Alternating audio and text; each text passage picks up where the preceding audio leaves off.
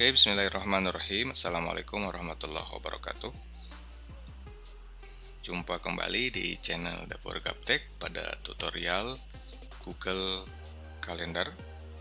Kita akan melanjutkan video tutorial bagaimana menggunakan kalender, kemudian membuat jadwal, kemudian juga bagaimana tampilan manfaat daripada Google Calendar ini setelah kita membuat jadwal atau agenda baru, ya, seperti yang tampil di layar. Begitu, saya sudah membuat selama 1 pekan ini, 5 hari ini, untuk jadwal pembelajaran daring siswa SMK. Ini semuanya sudah dibuatkan. Sekarang aktif hari Rabu tanggal 1 April. Kemudian besok juga sudah dibuatkan sampai dengan Jumat. Nanti kalau misalnya ini memang digunakan kembali pada minggu berikutnya, nanti kita rubah saja untuk jadwal ini, jadwal harinya itu kita rubah menjadi berulang begitu. Sehingga kalau berulang jamnya ini akan hilang, tapi tetap alamat Hangout Meet-nya akan tetap begitu, tidak akan berubah. Kita contohkan satu ATPH, misalkan hias begini. Kita jadikan ini sepanjang hari, mingguan pada hari Senin, kemudian sepanjang hari. Ini tidak berubah ya, PWB, kita lihat hari Senin, TH, MC, WW, PWB. Nah, yang ini sama ya. Kemudian kita simpan, kemudian kita kasih keterangan jam efektif masih sama seperti pada jadwal di dokumen.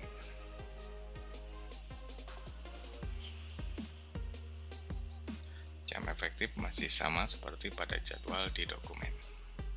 Oke. Karena kenapa dibuatkan jam terlebih dahulu pada awalnya? Karena saya memberikan satu contoh dulu begitu. Bagaimana selama 1 minggu itu supaya berjalan dan bisa diikuti oleh para pengajar gitu. Nah, kemudian kalau sudah ada jadwal ini kan lebih mudah kita membaca, dan ini akan dilakukan atau dikerjakan atau dijadwalkan secara kontinu begitu. Senin depan otomatis tetap jamnya misalkan tadi ATH dari jam 7 sampai jam 11, mulai meetingnya itu jam 9. Jadi sudah ada keterangannya di jadwal sini. Jadi keterangan yang ada di kalender agar kita bisa menggunakan fitur berulang itu supaya tidak membuat 2 kali begitu, kita rubah saja, jadi tanggalnya saja jadi sepanjang hari, kemudian mingguan pada hari Senin. Nanti pengajar diberi informasi melalui tambahan pesan yang akan dikirimkan melalui email. Kita kirim. Nah, secara otomatis di sini ATH itu terekam setiap hari Senin pembelajarannya. Setiap hari Senin dan seterusnya. Begitu pula nanti pelajaran yang lain silahkan untuk dirubah dari per periode waktu pada hari tersebut menjadi sepanjang hari atau sepanjang waktu pada satu hari itu, dan berkelanjutan setiap hari Senin begitu. Begitu pula yang lainnya. Oke, itu kemudian selanjutnya ya, itu yang pertama tentang bagaimana kita menjadwalkan secara periode ya, dari jadwal yang pertama ini kita rubah saja begitu. Kemudian yang kedua, kita akan melihat tampilan bagaimana ya,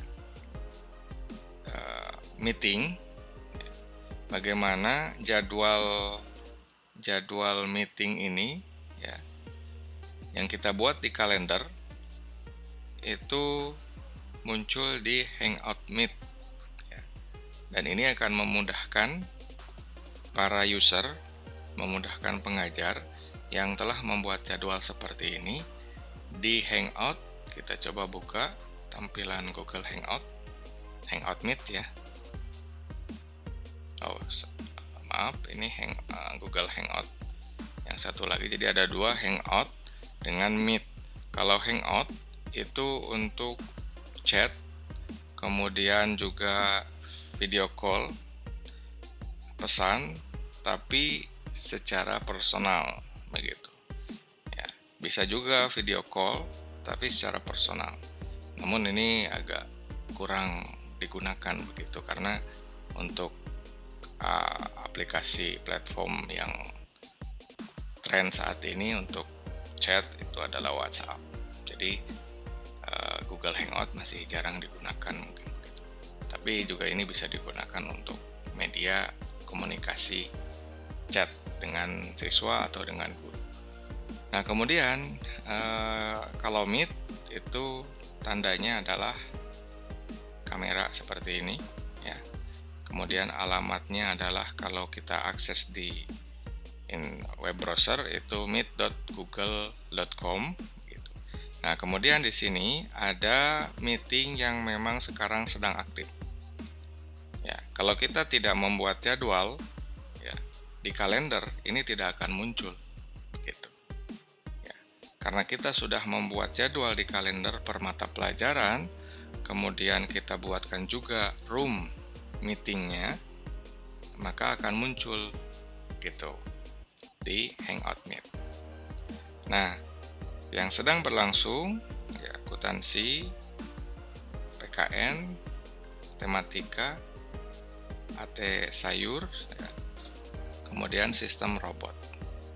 Jadi nanti ini tampilan di laptop dan PC seperti ini. Kalau di tampilan handphone juga sama, ya, tinggal di swipe up ke atas itu akan muncul jadwal pembelajarannya di bawah. Jadi lebih mudah, tidak perlu kita memasukkan kode ya, tidak perlu, karena kita akan bergabung rapat, bergabung meeting begitu. Ya, jadi tidak perlu memasukkan kode, dan ini sudah ada di bawah jadwalnya, tinggal kita klik saja dan otomatis nanti akan langsung masuk ke room meeting tersebut. Nah, di sini sudah ada ya satu pengajar, kemudian juga ada siswa. Ya, karena ini sudah dimulai tadi dari jam 7, mungkin sudah beberapa siswa sudah pada keluar begitu. Ya, karena sistemnya memang tidak harus full ya. Selama mungkin ada kendala, ada masalah yang bisa disampaikan langsung kepada pengajar. Kalau selama itu tidak ada, mungkin ada beberapa informasi yang disampaikan di awal oleh Bapak Ibu guru, pengajar, sebagai penyampaian informasi, materi, tugas yang harus dikerjakan di classroom. Jadi fungsi daripada meeting ini hanya komunikasi tatap muka secara singkat begitu. Tidak full seperti halnya kita mengajar 45 menit ya, dari jam 7 sampai jam 3 sore begitu. Tapi kita persingkat waktunya ya, sehingga anak-anak juga tidak terbebani dengan kurangnya atau habisnya kuota mereka. Jadi anak-anak juga mungkin menjadi kendala ya, apalagi mungkin tempatnya di daerah begitu, apalagi tempatnya ya agak pelosok begitu, mungkin terkendala dengan internet dan kuota. Jadi pada video ini saya sampaikan seperti ini, dan ini salah satu contoh model ya penggunaan Google Calendar, kemudian bagaimana membuat jadwal pembelajaran daring untuk saat ini ya. Kemudian selain daripada kita masuk dengan langsung menggunakan meet.google.com ya, dengan mengklik alamat URL ini juga kita bisa langsung masuk ke ruang meeting. Contoh sekarang hari Rabu ya, karena alamat ruang meeting ini juga diambil dari kalender dari sini ya, seperti yang sudah dijelaskan pada video sebelumnya. Oke, nah ini sekarang hari Rabu ya. Nah, ada batasannya di sini. Jadi sampai ke seni budaya begitu. Ini sudah berlalu begitu ya. Nah, ini yang akan datang atau selanjutnya, jadwal selanjutnya. Contohnya tadi PKN ya.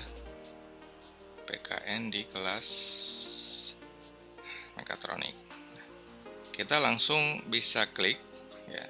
Ini sudah dibagikan ke Bapak Ibu guru. Jadi Bapak Ibu guru atau pengajar menyalin alamat ini ya. Kemudian membagikan di grup WA siswa-siswi gitu. Jadi anak-anak tinggal klik dan kemudian masuk ke ruang meeting.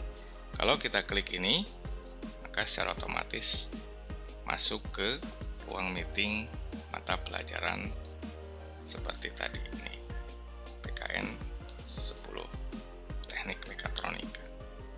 Nah, sudah tidak ada siswa ya, karena mungkin sudah keluar, sudah habis pembelajarannya pada jam 8 sampai jam setengah 9 begitu. Guru pengajarnya diminta untuk standby, memang sesuai dengan jadwal yang diminta di sini sampai jam sampai jam 9 ya, sesuai dengan jam mapelnya, meskipun mungkin tadinya 45 menit kemudian dijadikan 30 menit saja begitu per jamnya. Kenapa? Nanti untuk standby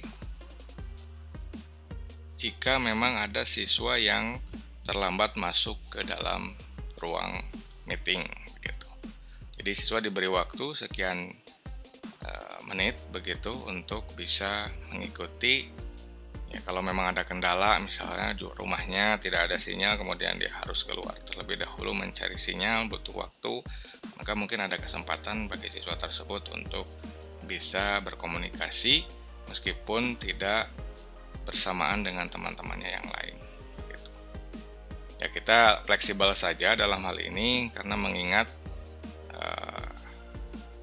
kondisi ya, situasi dan kondisi, letak, tempat tinggal ya peserta didik kita. Kalau mungkin tempatnya di perkotaan, akses internet mudah ya, itu bisa kita disiplinkan, memang harus on time, full ya, dari awal sampai akhir sesuai dengan jadwal ini. Tapi kami di daerah mungkin ini agak sedikit berat bagi peserta didik, maka kita buat sefleksibel mungkin. Yang penting nilai pembelajaran yang memang harus disampaikan ataupun komunikasi antara guru dengan peserta didik itu dapat terlaksana. Oke, saya kira cukup untuk video tutorial Google Calendar ini. Masih banyak lagi ya, tutorial ataupun yang bisa kita kerjakan, yang bisa kita manfaatkan dari Google Calendar ini ya. silakan Bapak Ibu guru juga bisa belajar secara otodidak juga. Mungkin intinya ataupun basicnya membuat kalender, kemudian juga membuat agenda, itu seperti yang sudah kita praktekkan dari video pertama sampai video ini. Saya ucapkan terima kasih atas perhatian teman-teman, Bapak Ibu guru, juga rekan-rekan semua. Ya. Semoga videonya bermanfaat. Kemudian semoga kita juga bisa menyesuaikan dengan situasi dan kondisi yang ada saat ini. Dan memang sudah seharusnya teknologi menjadi alat ya untuk membantu kita mengerjakan pekerjaan-pekerjaan baik di sekolah, di kantor, ataupun di rumah sekalipun, agar lebih menjadi lebih efektif dan efisien, namun tetap produktif. Silakan like jika Bapak Ibu suka, jika teman-teman suka, kemudian bagikan jika dirasa ini bermanfaat, dan jangan lupa subscribe untuk mengembangkan channel Dapur Gaptek ini bersama-sama. Terima kasih. Assalamualaikum warahmatullahi wabarakatuh.